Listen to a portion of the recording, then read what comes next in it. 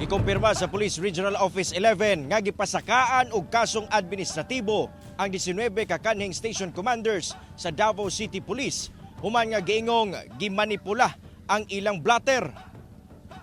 Sumala pa ni Police Brigadier General Nicolas Torre III, Regional Director sa Pro 11 sa GMA Super Radio Davao, nga gihatagan og 72 ka oras ang mga opisyal sa kapulisan aron ipasabot ang nahitabo.